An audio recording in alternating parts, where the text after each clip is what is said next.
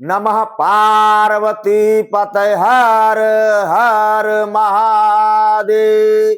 नमः शिवाय ओम नमः शिवाय नमः शिवाय ओम नमः शिवाय ओम नमः शिवाय ओम नमः शिवाय ओम नमः शिवाय ओम नमः शिवाय।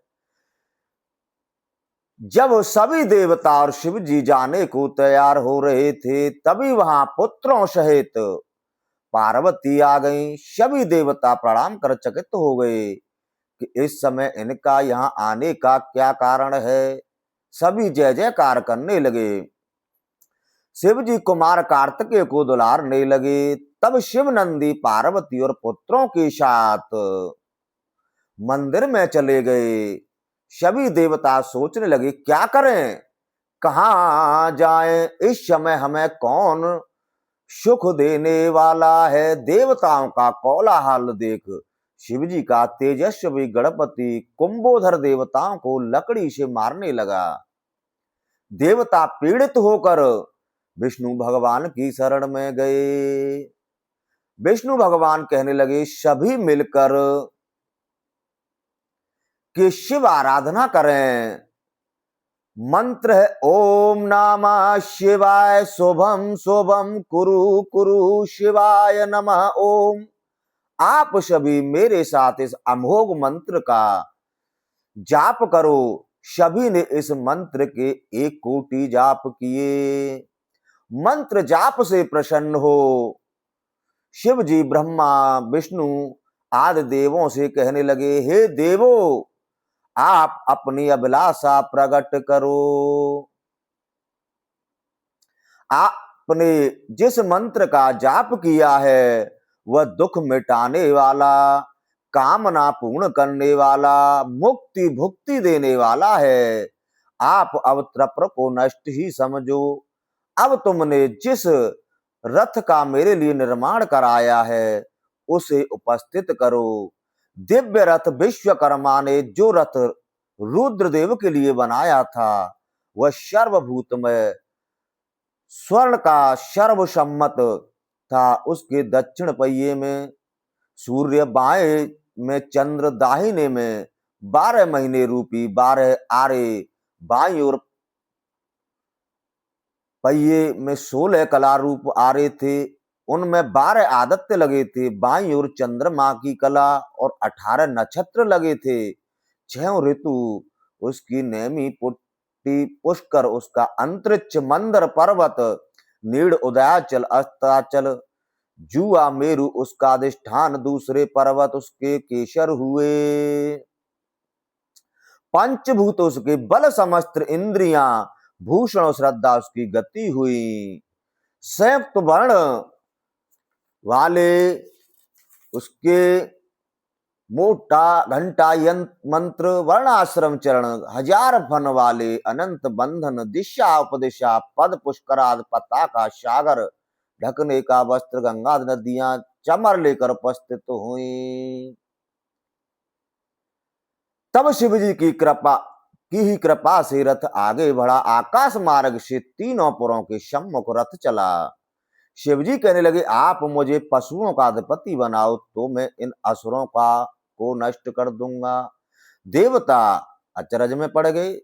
देवाधिदेव बोले पशु भाव होने पर भी तुम्हारा पात नहीं होगा। जो मेरे पाशुपत व्रत को करेंगे वह पशुत्व से छूट जाएंगे। जो 12 वर्ष या 6 वर्ष या 3 वर्ष वो भी मेरी सुरसा करेंगे वो पशुपात से छूट जाएंगे। इधर सनत कुमार कहने लगे हे व्यास जी, पशुओं के पास से मुक्त करने वाले शिव जी पशुपति हैं। शिव जी का दिव्य रथ आगे बढ़ने लगा। उनके साथ असंख्य गण सभी देवता अपने अपने आयुध लेकर अपनी अपनी सवारियों पर चढ़कर चले। उसी समय तीनों पुर आकर एक स्थान पर स्थित हुए। देवता कहने लगे हे शिव जी, अब समय आ गया है, आप इन तीनों पुरों के निवासी तारक पुत्रों को मारकर देव कार्य करिए। शिव जी ने धनुष खींचकर सूर्य के समान प्रकाशमान अग्नि के शल्य वाले महाप्रज्वलित पापहारी विष्णु मय बाण से त्रिपुर में स्थित उन तीनों दैत्यों को भस्म कर दिया तथा तीनों पुरों को भी भस्म कर दिया। सभी दैत्य हाहाकार करते हुए भस्म हो गए। उन पुरों का स्थावर जंगम सभी कुछ भस्म हो गया। केवल एक विश्वकर्मा मैं ही शेष रहा। उसने महादेव जी की स्तुति की। शिव जी ने प्रसन्न होकर जिन असुरों के यहाँ उस समय भी शिव पूजन हो रहा था वो भस्म होने के बाद में शिवगण हो गए थे। ब्रह्मा जी शिव जी की स्तुति करने लगे।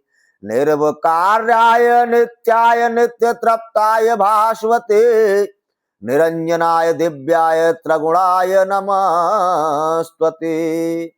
ब्रह्मा बोले, महादेव हे निर्वकार नित्य नित्य तृप्त प्रकाशमान निरंजन त्रिगुण रूप आपको नमस्कार है। इस प्रकार ब्रह्मा जी ने 9 श्लोकों में महादेव जी की स्तुति का आभार कर व्यक्त किया। तदनंतर भगवान विष्णु विनती करने लगे, देवाधीश महेशान दीन बंधो कृपा कर प्रसीद परमेशान कृपाम कुरुनत प्रिय।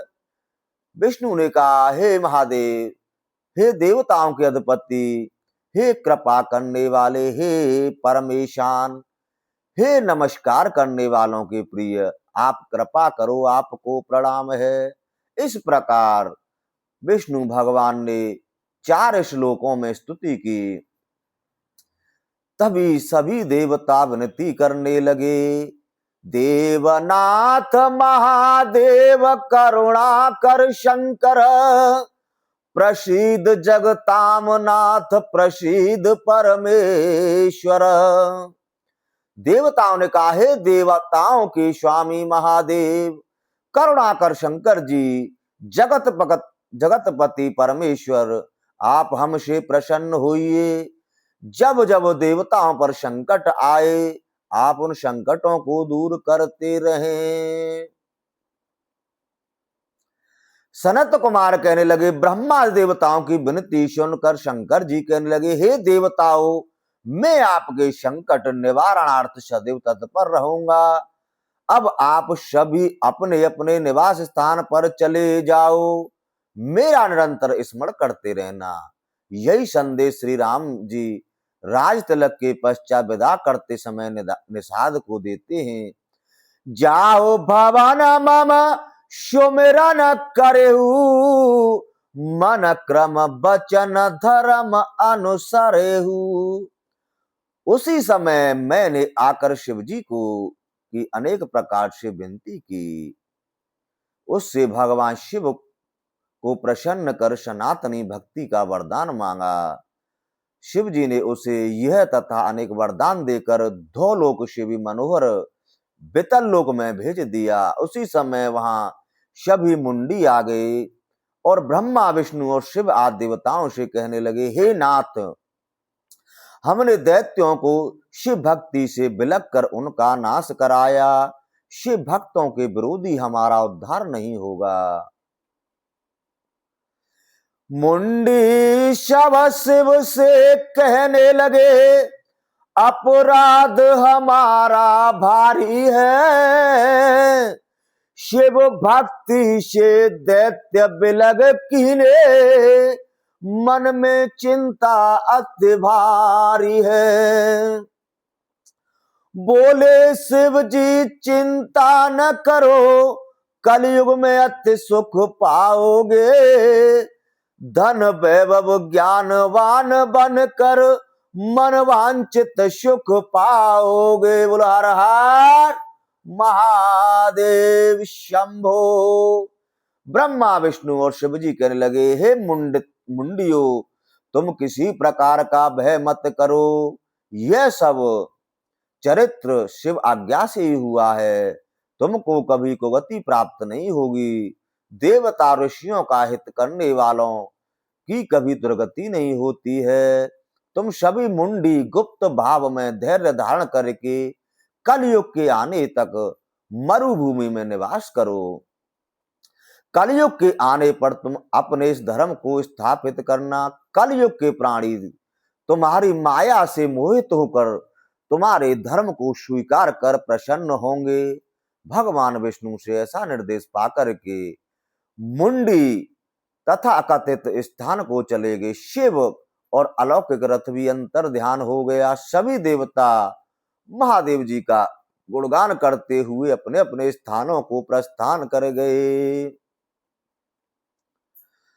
इधर शिव महापुराण कथा वर्णन करती है कि एक जलंधर नाम का भी बहुत बड़ा असुर हुआ था। और इधर सनत कुमार जी कहते हैं व्यास जी से कि हे व्यास जी, एक बार देवगुरु बृहस्पति और देवराज इंद्र शिव जी से मिलने उनका दर्शन करने जा रहे थे। तब शिव जी ने अपने दर्शन में प्रीति करने वालों की परीक्षा हेतु दिगंबर पुरुषों की गति महातेजस्वी शांत मस्तक पर जटा बांधे महाभाव महोरगस्थल गौरवर्ण और दिगपुर भयंकर नेत्र वालों के रूप में मार्ग रोक कर स्थिर रहे अपने इंद्र पद के अधिकार से दुर्मद इंद्र ने पूछा, बहन हे पुरुष, तुम्हारा नाम क्या है? परंतु तपस्वी बने शिव ने कुछ उत्तर नहीं दिया।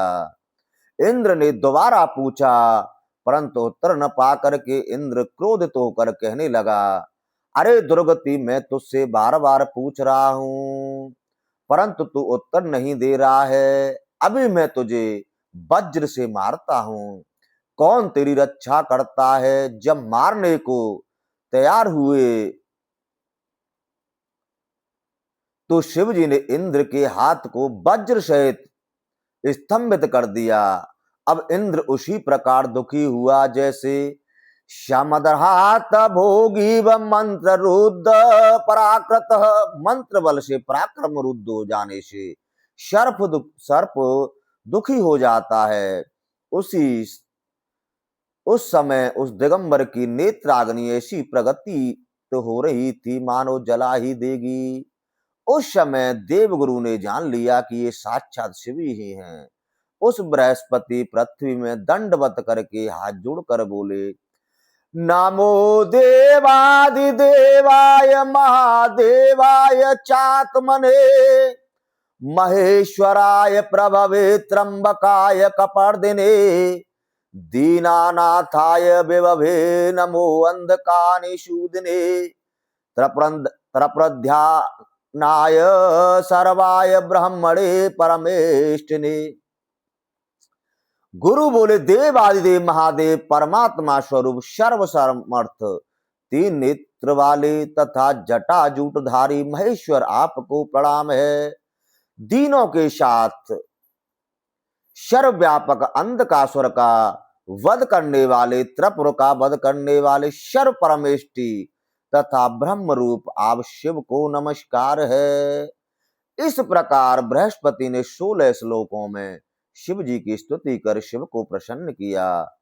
शिव को प्रसन्न जान देवगुरु कहने लगे, हे महादेव, यदि आप प्रसन्न हैं तो मेरे इस देवेंद्र को इसके अपराध के लिए क्षमा कर दो, जो आपके चरणों में पड़ा रक्षा की गुहार कर रहा है, और इस अग्नि को किसी अन्य स्थान में स्थापित कर दो। शिव जी कहने लगे, हे देवगुरु, यह अग्नि अब उसी प्रकार शांत नहीं हो सकती जैसे त्यागी हुई कैचुली को सांप पुनः धारण नहीं कर सकता है। अब मैं इस शरणागत दीन इंद्र को क्षमा करके इस अग्नि को समुद्र में डाल रहा हूं, और देवगुरु को जीव नाम देकर सदा शिव अंतर ध्यान हो गए। इधर व्यास जी कहने लगे, हे ब्रह्मपुत्र, फिर इस अग्नि का क्या हुआ?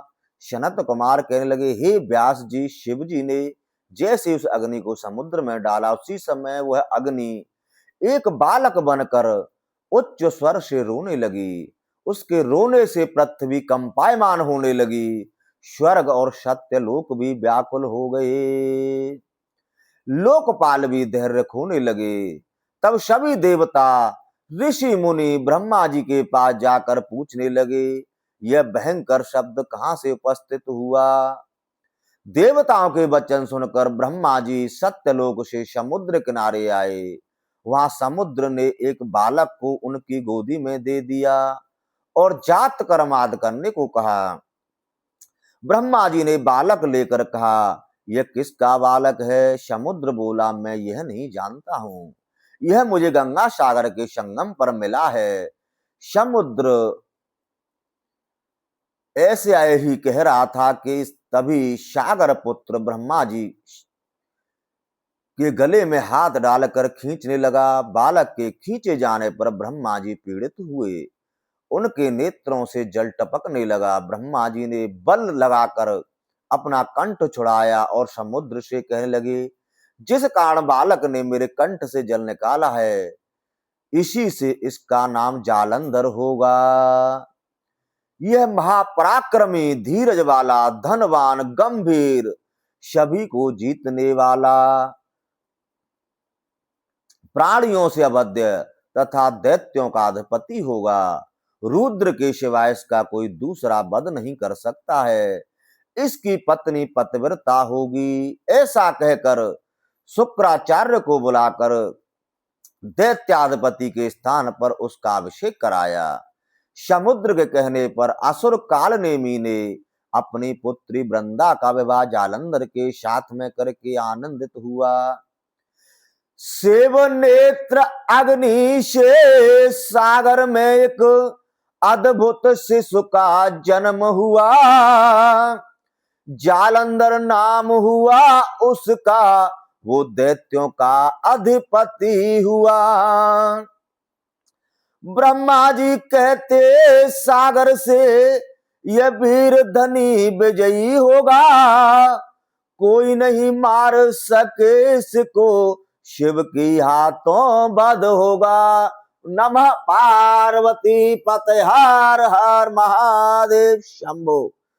जालंधर ने उस समय राहु के सिर को कटा देखा तो शुक्राचार्य से पूछने लगा, इसका सिर किसने काटा था? शुक्राचार्य कहने लगे, पहले विरोचन पुत्र बलि ने सभी देवताओं को पराजित कर दिया था। उस समय देवताओं ने विष्णु के सहयोग से दैत्यों से संधि करके समुद्र से मिलने वाले रत्नों का लालच देकर समुद्र मंथन करवाया। रत्न आपस में बांटे, पीछे अमृत निकला, जिसे विष्णु ने छल करके मोहिनी अवतार धारण करके देवताओं को पिलाया। राहु ने भी देवतुल्य बनकर अमृत पी लिया था, तभी विष्णु ने उसका सिर काटा था। शुक्राचार्य से इस वृतांत को सुनकर जालंधर ने अपने दशमर नामक दूत को संदेश लेकर इंद्र के पास भेजा। दूत ने इंद्र से कहा, हे देवराज, मैं दैत्याधिपति जालंधर का दूत हूं। हमारे स्वामी ने कहलवाया है कि हे देवराज, तुमने मेरे पिता का मंथन करके 14 रत्न निकाले थे, उनमें से जो रत्न तुम्हारे पास है उनको तुरंत ही मुझको वापस कर दो और मेरी शरण में आ जाओ। ऐसा न करने पर तुम आपत्ति में पड़ जाओगे। दूत के वचन सुनकर इंद्र विस्मित होकर भय और शेषपूर्ण शब्दों में कहने लगा, हे जालंधर, पहले मेरे भय से भयभीत पार्वती को समुद्र ने शरण दी थी, पर्वतों को समुद्र में शरण दी थी, इसलिए मैंने मंथन कर रत्न निकाले थे। हे जालंधर, पूर्व में ही समुद्र पुत्र शंख ने मुझसे द्वेष किया था, उसको भी विष्णु ने मार दिया था। तुम्हारा मुझसे द्रोह करना व्यर्थ है। हे दूत, तुम जाकर जालंधर को हमारा संदेश दे देना। दूत ने सारा समाचार जालंधर को सुना निवेदित किया। उसे सुनकर के जालंधर ने शुंभ निशुंभ आदि दैत्यों को एकत्रित कर इंद्र के ऊपर चढ़ाई कर दी और नंदन वन में जाकर के शंख बजाया। देवता भी अपने अपने परकर और अस्त्र शस्त्रों को लेकर युद्ध करने लगे। घमासान युद्ध होने लगा। दोनों ओर से की सेनाएं रक्त रंजित होने लगी। अनेक वीर कटने मरने लगे। शुक्राचार्य मरे दैत्यों पर मृत संजीवनी मंत्र पढ़कर जल जल छिड़कते। देवगुरु बृहस्पति भी द्रोणाचार्य से लाई औषधियों से देवताओं को जिलाने लगे। दानव और देव लड़े दोनों, दोनों में भारी युद्ध हुआ। दैत्यों पर दैत्य पड़े भारी, रणभूमि में कोहराम हुआ। हर हर महादेव शंभो। जब जालंधर ने देखा कि देवता भी जिंदे हो रहे हैं तो शुक्राचार्य से पूछा। शुक्राचार्य कहने लगे, अंगिरा ऋषि द्रोणाचल से औषधि लाकर उससे देवों को जिंदा कर रहे हैं। तुम जाकर द्रोणाचल को उखाड़ कर समुद्र में फेंक दो। जालंधर शीघ्रता से जाकर द्रोणाचल को उखाड़ कर समुद्र में फेंक आया और आकर मार काट करने लगा। देवता जब घायल होने लगे, देवगुरु कहने लगे, देवताओं, जालंधर ने द्रोणाचल को नष्ट कर दिया है, अब औषधि नहीं मिल रही है। देवगुरु की घोषणा सुन करके सभी देवता युद्ध से पलायन करके कंदराओं में छिप गए। जालंधर उनको वहां पर भी प्रताड़ित करने लगा। जालंधर ने शंख बजाकर अमरावती में प्रवेश किया और सभी देवों के स्थानों में दैत्यों को नियुक्त कर दिया। सभी देवता दुखी होकर वैकुंठ में जाकर विष्णु भगवान की विनती करने लगे। ऋषिकेश महाबाहो भगवन मधुसूदन, नमस्ते देव देवेश सर्व दैत्य विनाशक।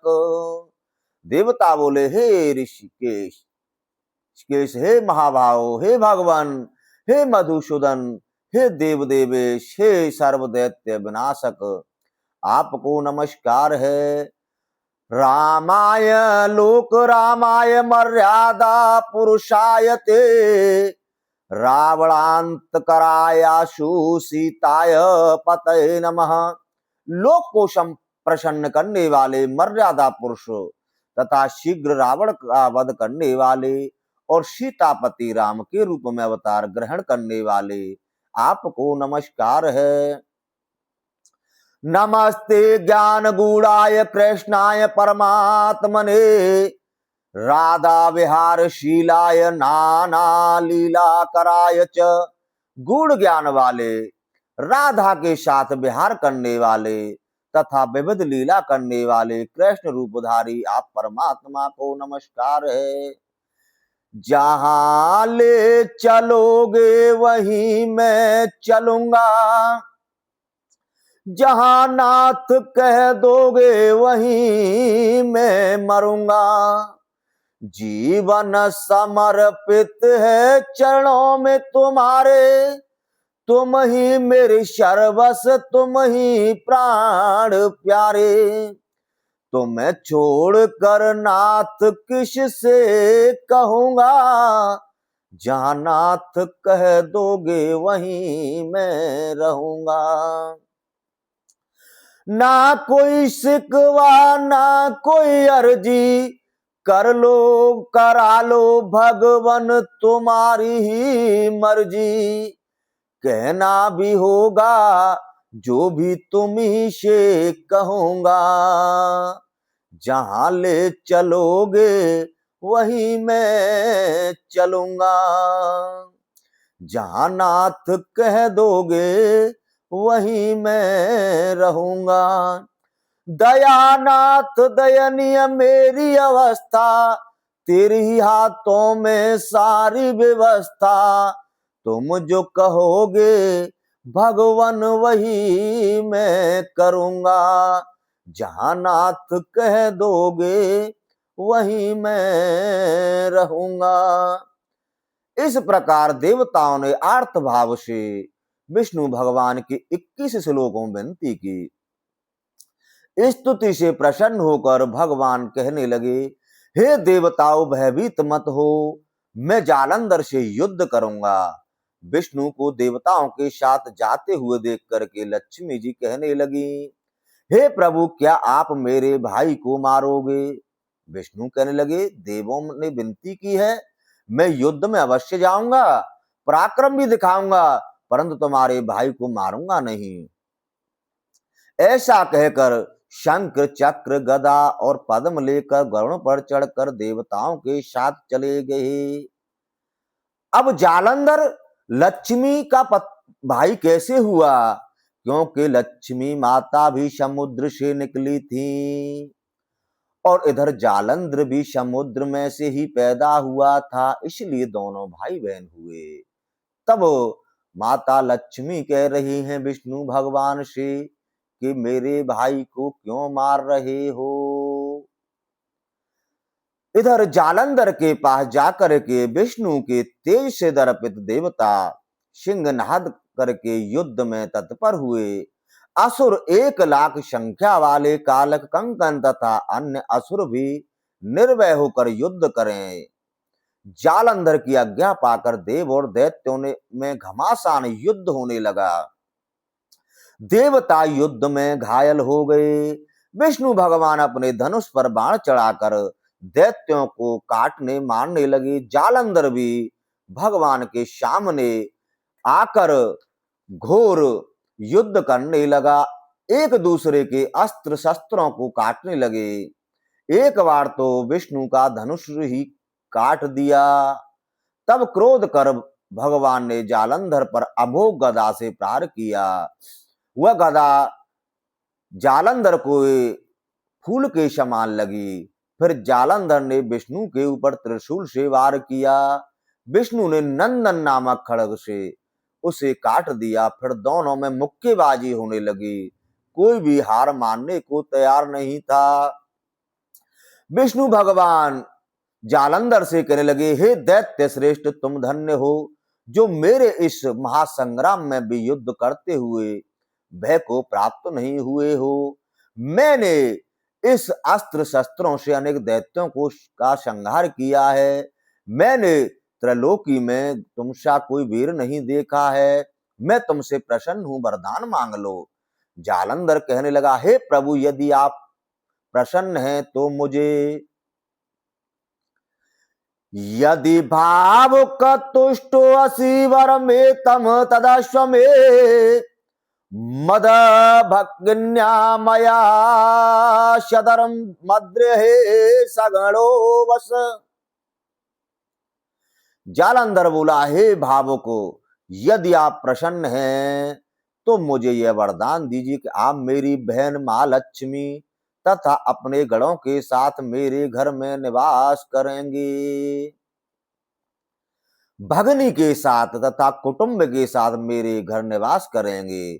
भगवान कुछ खिन्न मन से लक्ष्मी से जालंधर के यहाँ रहने लगे।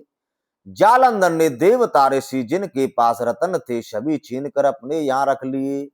सभी को बस में करके तीनों भवनों पर शासन करने लगा। प्रजा का पालन पुत्रवत करने लगा। उसके शासन में रोगी दुखी कोई नहीं था।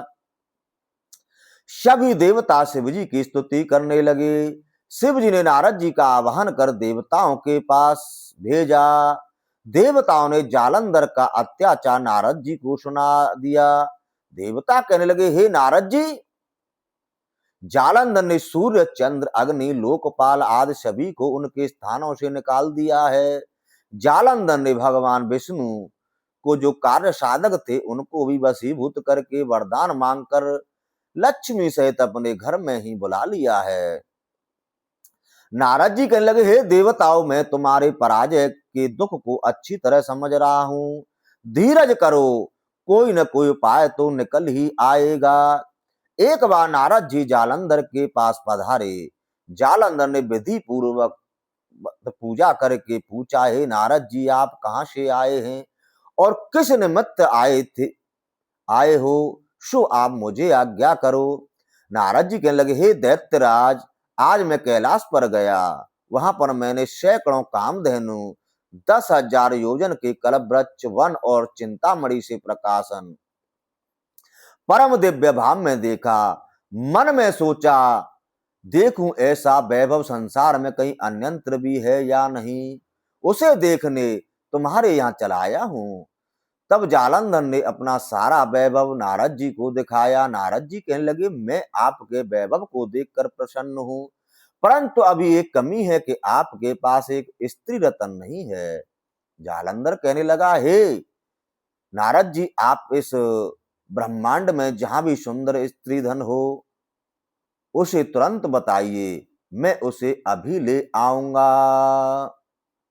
नारद जी कहने लगे, कैलाश पर दिगंबर शिव जी विराजमान हैं, उनके पास सभी लक्षणों से युक्त सुमनोहर स्त्री रतन है।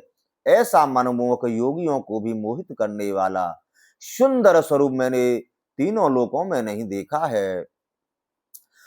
वह सुंदरता में श्रेष्ठ है। आपके यहाँ सभी अलौकिक रत्नों का भंडार है, लेकिन स्त्री रतन भोग की समृद्धि जैसी शिव की है वैसी आपके पास नहीं है। ऐसा कहकर नारद जी अनंत चले गए। जैसी शिव की पार्वती है, नहीं जग में दूजी नारी है। सुंदर सुशील पति की प्यारी, अति सुगढ़ सलोनी नारी है। जालंधर तुम सब रत्नों के मालिक सुरपति बलधारी हो। यह धन वैभव पुरुषार्थ सत्य, जिसके घर सुंदर नारी हो। हर हर महादेव शंभो।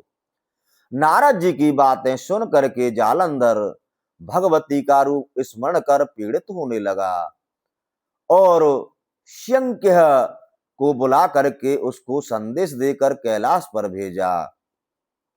राहु कैलाश पर जाकर शिवजी से कहने लगा, हे शिवजी, मैं दैत्यपति जालंधर का दूत हूं, उनके संदेश को आपकी सेवा में प्रेषित कर रहा हूं।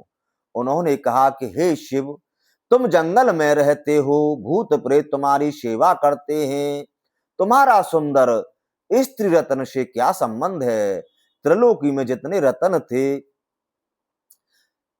इस समय वो सब मेरे पास हैं। मेरे पास ब्रह्मा का हंस युक्त विमान, इंद्र का ऐरावत और पारिजात वृक्ष, इस समय वो सब मेरे वृक्ष आदि इस समय मेरे पास हैं। हे जटाधारी, आप भी, तुम्हारे पास जो सुंदर स्त्री रत्न है उसे मुझे अर्पण कर दो।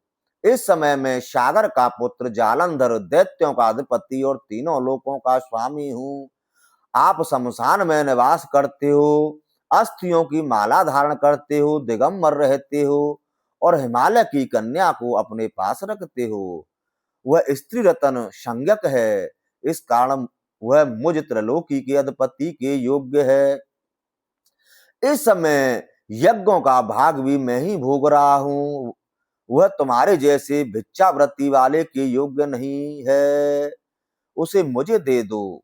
राहु ऐसे कह ही रहा था कि सनत कुमार कहने लगे, हे व्यास जी, भगवान शिव के भ्रूमध्य से भयंकर शब्द करता हुआ एक तेजस्वी भयंकर पुरुष हुआ, जिसका सिंह के समान मुख, चलायमान जिवा, प्रज्वलित नेत्र, उधर्व केश, महाभाव ताल के समान जंगा वाला भयंकर शब्द करता हुआ राहु की तरफ दौड़ा। राहु बोला, मैं ब्राह्मण हूं, यह मुझे खा जाएगा। हे शिव जी, मेरी रक्षा करो।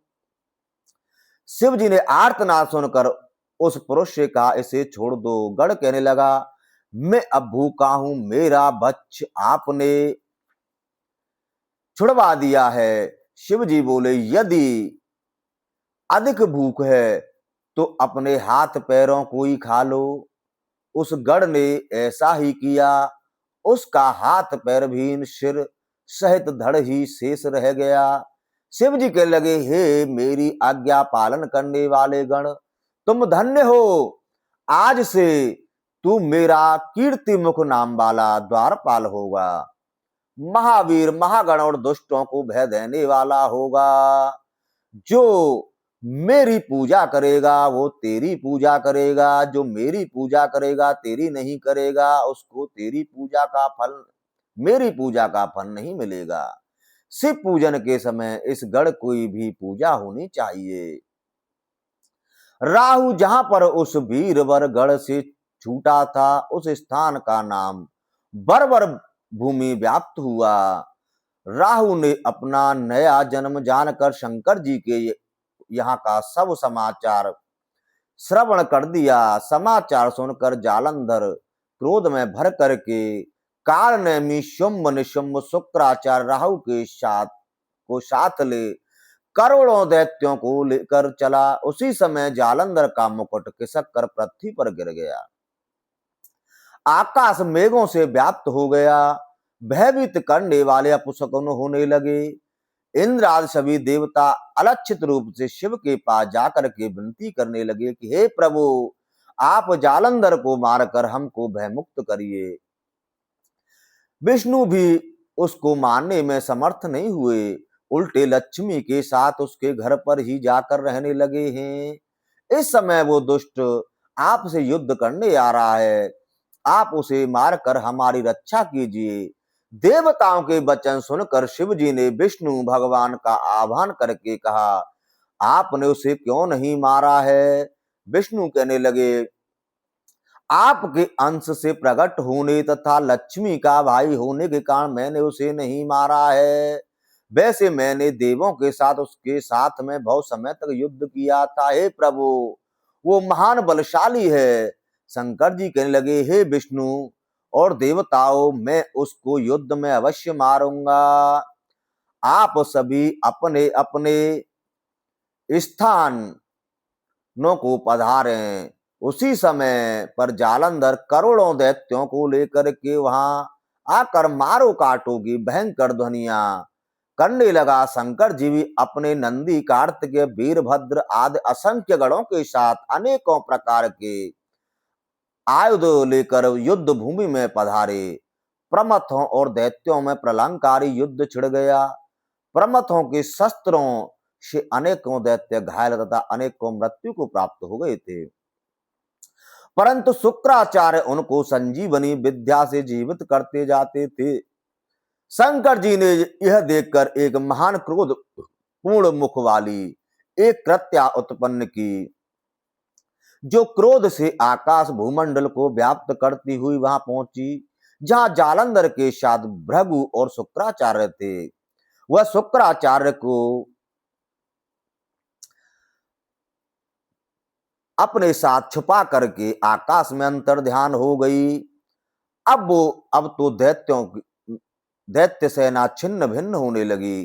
तब शुंभ निशुंभ और कालनेमी ने बाणों की वर्षा करके शिवगणों की सेना को भयभीत कर दिया और अनेक गणवीरों को घायल कर मरणासन कर दिया। इसके बाद नंदी, कालनेमी से गणेश जी शुंभ से और कालनेमी अपने प्रतिद्वंदी नंदी से घमासान युद्ध करने लगे।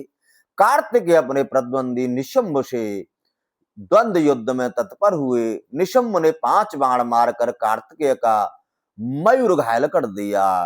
कार्तिकेय ने भी 5 बाणों से निशुंभ के सारथी और घोड़ों को घायल कर दिया। नंदी ने 7 बाणों से कालनेमी के रथ, घोड़ों और सारथी को मार दिया। कालनेमी ने नंदी का धनुष छेदन कर दिया। नंदी ने कालनेमी की छाती में शूल से वार कर दिया। शूल से घायल होकर रथ विहीन कालनेमी ने एक विशाल पर्वत उखाड़कर गणेश पर वार करके रथ मूषक को विद्ध कर दिया। शुंभ ने भी कालनेमी का गणेश को ताड़न करने में साथ दिया। गणेश ने शुंभ के सारथी के हृदय में बाण मारकर पृथ्वी पर गिरा दिया। युद्ध के मैदान में सभी अपनी शक्ति का प्रदर्शन करने लगे। वीरभद्र असंख्य गणों के साथ युद्ध भूमि में दैत्यों का संहार करने लगे। भूत प्रेत दैत्यों को खाने लगे। जालंधर और शुंभ निशुंभ और कालनेमी आज सेनापति पराभाव को प्राप्त हुए। इसके उपरांत बाद जालंधर रथ पर चढ़कर आया और युद्ध भूमि में वीरों को बाणों से घायल कर दिया। नंदी को 5 बाणों से, गणेश को 5 बाणों से और वीरभद्र को 20 बाणों से मारकर घायल कर दिया। तब कार्तिकेय ने शक्ति से जालंधर को घायल कर दिया। जालंधर ने तुरंत उठकर कुमार और नंदी को गदा प्रहार से घायल कर दिया। गणेश जी ने दैत्य की गदा को फरसे से काट दिया। वीरभद्र ने 3 बाणों से हृदय में वार किया और 7 बाणों से जालंधर के रथ, ध्वजा, छत्र और धनुष को काट दिया। दूसरे रथ पर चढ़कर जालंधर ने गणेश और वीरभद्र को घायल कर दिया। वीरभद्र ने पुनः उसके सारथी को घायल कर दिया। उसी समय शिव जी क्रोध कर युद्ध क्षेत्र में तत्पर हुए। तभी शुंभ ने शुंभ आदि सभी ने शिवजी के ऊपर एक साथ प्रहार किए, अनेकों बाणों को मार दिया, गणों को मार दिया। तब शिव जी ने क्रोध कर खटवांग से बलहाक का सिर काट दिया, घुसमर को पास से मार दिया, त्रक से प्रचंड का सिर काट डाला। शिव जी के बाणों से घायल होकर के दैत्य भागने लगे। क्रोधित होकर शंकर जी ने घुसमर प्रचंड को मार दिया। घायल होकर रणभूमि गिरे, शिव ने ऐसा वहां युद्ध किया। रणभूमि पट गई लाशों से, खून की नहीं गहराई है। वीरों के मांस को चील काग रहे, चपट झपट के खाइए। बोलो हर हर महादेव। शंभो नमः पार्वती पते, हर हर महादेव। तब जालंधर शिव जी से कहने लगा, इनको मारने से क्या, यदि युद्ध में वीरता दिखानी है तो मेरे साथ युद्ध करो। ऐसा कहकर अपार सेना के साथ आकर युद्ध भूमि में हाहाकार होने लगे। काली आंधी काले घनशा आगे को बढ़ता जाता था। निस्सी कर दी निश्चर दल ने, दिन में दिन कर न दिखता था। हर हर महादेव। ऐसा कहकर जालंधर ने शिव जी पर 70 बाणों से प्रहार किया, परंतु शिव जी ने उन सभी को अपने बाणों से काट दिया और बाण छोड़कर ध्वजा, रथ और छत्र आदि को काट दिया। उसके धनुष को भी छेदन कर दिया। फिर जालंधर ने शिवजी पर गदा से प्रहार किया। शिवजी ने उस गदा को भी बाण से काट दिया। तब जालंधर घूंसा बांध करके शिवजी की तरफ दौड़ा। शिवजी ने बाणों से उसे एक कोस दूर कर दिया। सभी गण जोश में आकर रणभूमि में हर हर महादेव कहने लगे। बोलो सब हर हर महादेव, बढ़ जाओ दुश्मन के दल पर। शिव पार्वती की आन बान, कायम रखो अपने बल पर। हर हर महादेव। शिव जी को अपने से बलवान जान करके जालंधर ने माया फैला करके अप्सरा, गंधर्व आदि बाजे बजाते हुए शिव जी के पास इधर उधर नृत्य करने लगे, गाने लगे। ऐसा आश्चर्य देखकर शिव जी मोहित हो गए। उसी समय जालंधर शिव का रूप धारण कर पार्वती के पास पहुंचा, परंतु पार्वती मां उसको पहचान कर अंतर ध्यान होकर उत्तर मानस में चली गई। जालंधर युद्ध भूमि में वापस आ गया। जालंधर के चले जाने के बाद में पार्वती ने विष्णु भगवान का आवाहन कर कहा, उस दैत्य ने कैलाश पर शिवजी का वेश बना करके आकर रास्ता खोल ही दिया है, तो तुमको मेरी आज्ञा है, तुम भी उसकी पत्नी का पतिव्रत धर्म नष्ट कर दो। जब तक उसका पतिव्रत धर्म नष्ट नहीं होगा, वह अधमादम मृत्यु को प्राप्त नहीं होगा। पार्वती जी के कथा अनुसार विष्णु पतिव्रता के धर्म को नष्ट करने के हितार्थ जालंधर के निवास के पास एक बगीचे में तपस्वी का वेश बनाकर ठहर गए और रात में अपनी माया से वृंदा को स्वप्न दिखाया। रात में वृंदा ने स्वप्न में देखा, कृष्ण प्रसून भूषणायम क्रव्यादगण सेवतम, दक्षिणांसाम गतम मुंडम तमसा च व्रतम तदा। काले फूलों की माला पहने गीदड़ भेड़ियों के साथ अंधकार में व्याप्त हो केवल पति का मुंड जा रहा है। जालंधर का शरीर तेल लगा हुआ भैंसे पर बैठा देखा और अपने नगर के साथ स्वयं को समुद्र में डूबते देखा। प्रातः काल जागने पर सूर्य को छिद्र युक्त तथा आकाश को क्रांतिहीन देखा। रामचरितमानस में भी त्रिजटा ने ऐसा ही स्वप्न देखा था। इसलिए ही तो तुलसी बाबा रामायण में बड़ी सुंदर चौपाई लिखते हैं। खर आरुण नगन दस सीसा, मुंडित सिर खंडित भुज बीसा। यह विदिशो दक्षिण दिश जाई, लंका मनहु विभीषण पाई।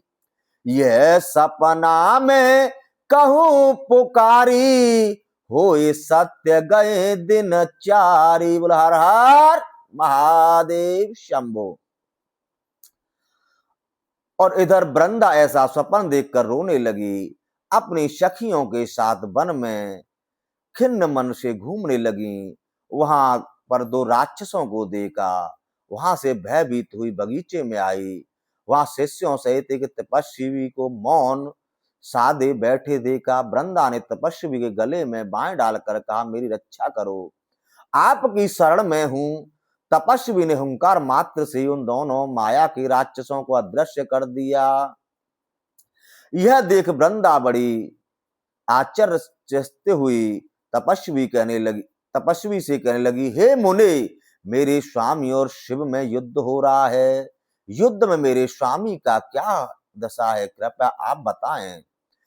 तपस्वी ने मौन रखकर ऊपर को देखा। तभी दो बानर आकर आकाश में चले गए और कुछ देर बाद आए। उनके हाथों में जालंधर का सिर और धड़ था। अपने स्वामी का सिर और धड़ देखकर वृंदा दहाड़ मारकर रोने लगी, प्रलाप करने लगी। ये न देवाम संग धर्वा निर्जता विष्णु नास, कथम स तापसेनाद त्रैलोक्य विजयी हत। जिसने सभी गंधर्वों देवताओं सहित विष्णु को जीत लिया था, उस त्रैलोकी विजयी को एक तपस्वी ने कैसे मार दिया। वृंदा तपस्वी के चरणों में गिरकर रुदन करने लगी, हे प्रभु, मेरे स्वामी को जीवित कर दीजिए। और रामचरितमानस में रावण की मृत्यु के पश्चात मंदोदरी भी इसी प्रकार विलाप करती है। शेष कमठ सहिस कहि न भारा, सोतन भूमि पर उभर छारा। बरन कुबेर सुरेश समीरा, सनमुख धर काहू न धीरा। राम विमुख असहाल तुम्हारा, रहा न कुकुल रोवे न हारा। काल विवश पति कहा न माना, अग जगन्नाथ मन जो कर जाना। हर हर महादेव शंभो। वृंदा के रुदन को देख विष्णु रूपी मुनि ने उस सिर को कबंध पर रखकर जालंधर को जीवित कर दिया। पति को जीवित देख करके अति प्रसन्न हो गई और अपने उस माया के पति के साथ में अनेक यानी बहुत समय तक रमण किया। एक दिन सूरत में विष्णु को देखा तो क्रोध कर शाप देने लगी, अरे परत्रियागामी विष से भी तीक्ष्ण मेरे शाप को तू ग्रहण कर, क्योंकि तूने मेरे साथ धोखा किया है। यो त्वया माया ख्यातो स्वकीयो दर्शितो मम, तावेश राक्षसो भूत्वा भार्यां तव हरेष्यतः। त्वाम चापि भार्या दुःखातो वने कपिसायवान, भ्रम सर्पे शर्वेणायां यस्ते शिष्यत्व मागतः।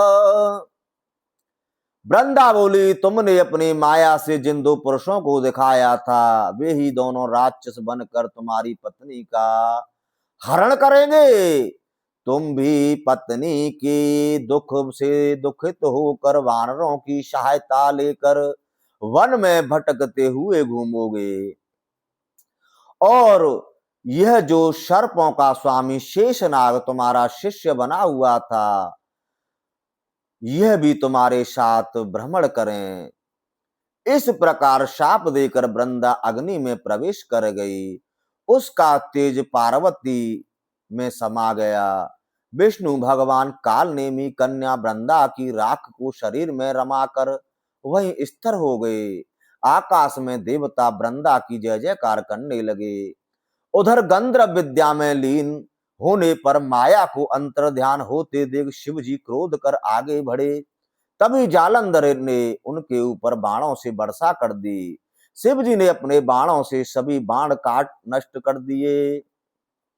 जालंधर ने पुनः माया की गौरी बनाई और उसे शुंभ निशुंभ वध कर रहे हैं। इस दृश्य को देखकर शिव जी प्राकृत पुरुष की तरह उद्विग्न मन हो गए। उसी समय जालंधर ने 3 बाणों से शिवजी के सिर, उदर और हृदय पर प्रहार किया। शिव जी प्रबुद्ध होकर भयंकर रुद्र रूप में दैत्यों पर टूट पड़े। उनके इस भयंकर रूप को देखकर शुंभ निशुंभ युद्ध के मैदान से भागने लगे। शिव जी कहने लगे, हे दुष्टो, युद्ध से पलायन कर रहे हो? तुमको मैं नहीं मारूंगा, मैं शाप देता हूं। जिस पार्वती को तुम मार रहे थे वही गौरी तुम्हारा वध करेगी। उस समय जालंधर ने शिव जी के ऊपर बाणों की वर्षा कर दी और युद्ध क्षेत्र को बाणों से आच्छादित कर दिया और वृषभ पर भी परिधि से आघात किया। वृषभ आघात को सहन न करके पीछे हट गया। शिव ने रौद्र रूप दिखाकर रथ के पहियों को चरण के अंगूठे से दबा कर सागर में डुबोया और हाथ में शस्त्र लेकर जालंधर को मारने तैयार हुए। जालंधर प्रलाप करने लगा, हे शिव, मैं सागर नंदन हूँ। मैंने विष्णु को गरुण सहित बांध लिया था। उर्वशी आदि सभी मेरे यहाँ विद्यमान हैं। तुम मुझे त्रिलोक विजयी को नहीं मार सकते हो। उसी समय शिवजी ने अमोघ चक्र से जालंधर का सिर धड़ से अलग कर दिया। सारी युद्ध भूमि रक्त रंजित हो गई। शिव जी की आज्ञा से यह रक्त कुंड हो गया। जालंधर के मरने से त्रिलोकी में आनंद छा गया। देवता लोग शिव जी की स्तुति करने लगे। देव देव महादेव शरणागत वत्सल, साधु सौख्य प्रदस्तम ही सर्वदा भक्त दुखा। देवता बोले, हे देव देव, हे महादेव, हे शरणागत वत्सल, आप सदा सज्जनों को सुख देने वाले तथा भक्तों का दुख दूर करने वाले हैं। हे प्रभु, आपकी भक्ति कर यदु दारशाह तक उसकी पत्नी कलावती भी सिद्धि को प्राप्त हो गई थी। राजा चंद्रसेन गोपी का पुत्र, श्रीकर धर्मगुप्त राजपुत्र, शुचिव्रत ब्राह्मण चित्रवर्मा राजा चंद्रांगद व उसकी पत्नी सीमंतनी, भद्रायु शंबर पिंगला, भद्रसेन, महानंदा वैश्या, बिंदुक ब्राह्मण और शारदा नाम की ब्राह्मण कन्या जो बाल विधवा थी, वह आपकी कृपा से सौभाग्यवती व पुत्रवती हो गई थी। हे प्रभु, इस ब्रह्मादिक आपके दास हैं, हम आपकी शरण हैं। देवों द्वारा 30 श्लोकों की विनती पापनाशक पुण्यदायक है। भगवान शिव स्तुति सुनकर प्रसन्न हो अंतर ध्यान हो गए। शिव महिमा इसलिए तो गाई जाती है। शिव की महिमा अपरंपार, भोले शंकर डमरू वाले। शिव अजर अमर अविनाशी, वो घट घट के है वासी। पल में कर देते उद्धार, भोले शिव शंकर डमरू वाले।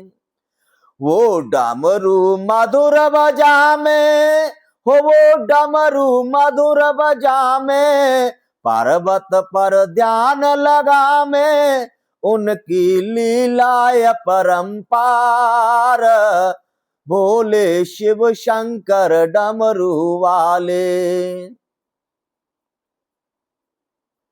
भोले को नाम न हो तो गंगा अवतरण न हो तो, भोले को नाम न हो तो गंगा अवतरण न हो तो, जाम नहावे सब संसार। ओ शिव की महिमा अपरंपार, भोले शिव शंकर डमरू वाले।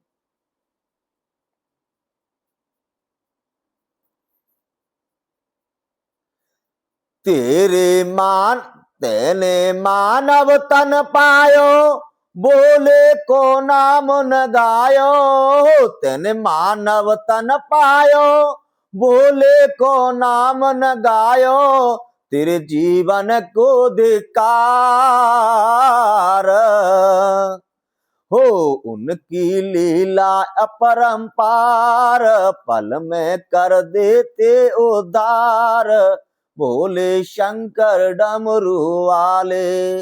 नमः पार्वती पते हर हर महादेव शंभो। बोलो शिव महापुराण की जय, बोलो सभी संत भक्तन की जय। हर हर महादेव शंभो।